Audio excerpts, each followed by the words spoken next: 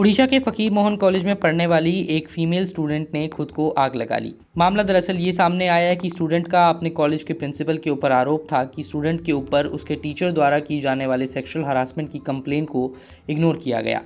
आज जो इंसिडेंट जो एक लेडी छात्रा जो सेल्फ इमोलेशन का अटेम्प्ट की है, इसके ऊपर जो प्राइमा फेसी एविडेंस एस्टेब्लिश हुआ है एक टीचर के अगेंस्ट, उनको अरेस्ट किया गया है, उनको कोर्ट फॉरवर्ड किया गया है।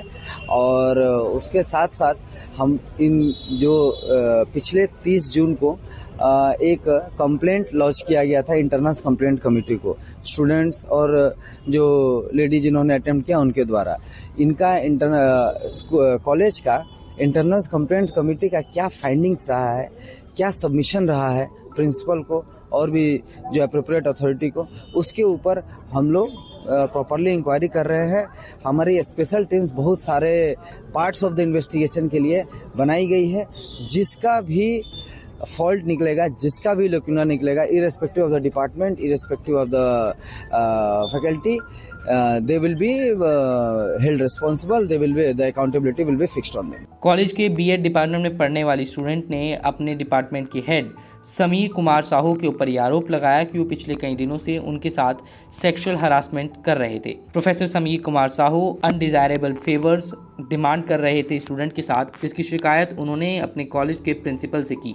प्रिंसिपल का नाम दिलीप कुमार घोष बताया जा रहा है। आज जो दुर्भाग्यपूर्ण घटना घटा, लड़की तो आया था मेरा कमरा में आज दिन 11 बजे, लेकिन इसको मैं समझाया जे तुम वेट करो, हम आपको रिपोर्ट भी भेजें क्या क्या है, ऐसे कुछ विशेष कुछ नहीं है। तुम हमारे कॉलेज में और भी 2 साल रहेगी, इसलिए हम एक टीचर को बुलाएंगे, कुछ समाधान करेंगे, तुम ऐसे टेंशन मत लो, ऐसे हम समझाया था।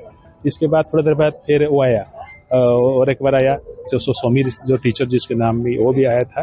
वो बोला कि तुम्हारा पापा को बुलाओ। वो बोला नहीं पापा नहीं आ सकते, इसे कुछ हुआ।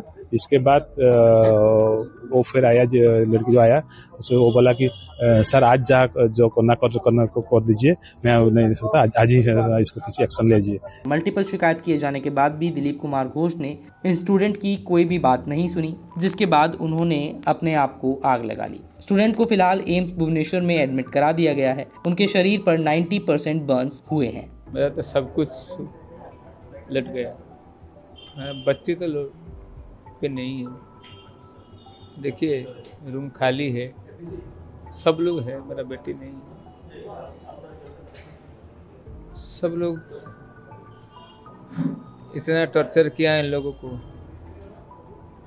और कॉलेज इतना बड़ा कॉलेज, कितना सपना था मेरा बच्चे एक दिन लेक्चरर बनेगा, अच्छा टीचर बनेगा, लेकिन उन लोगों ने इनका टीचर को बचाने के लिए मेरी बेटी को मार दिया, और दोनों अरेस्ट हो गया है। वही ख़त्म नहीं हुआ, और सिर्फ अरेस्ट हुए। इनके खिलाफ कोर्ट ने कोई कार्रवाई नहीं की। जब तक कोर्ट से इन लोगों को दंड नहीं मिलता है, अभी तो सिर्फ एक्यूज है, लेकिन जो लोग इंटरनल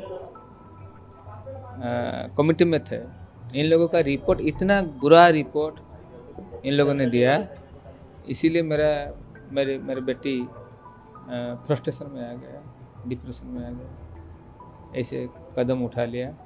बहुत दुख। अब सोचिए, मैं बताने के स्थिति में नहीं हूँ। एक बाप के लिए आज मेरे बेटी का सब इधर से निकला, हजारों लोग आए थे, मैं ही सोच रहा था इधर इसी घर के सामने इसको शादी के लिए मुझे मंच बनाना था, इसको स्मशान लेने के लिए मंचा बना दिया है हम उधर। वो दुखद है। मैं तो लड़ूंगी। मेरे बेटे ने मुझे बता के गई, पापा आखिरी दम तक लड़ना है, कुछ भी हो जाए मैं भी लड़ूंगा। जब तक ऐसी घटना होगा मैं लड़ते रहूँगा मेरे बेटी के लिए, सिर्फ मेरे बेटी के लिए नहीं, सारे बेटे के बच्चियों के लिए मैं लड़ते रहूँगा आखिरी दम तक।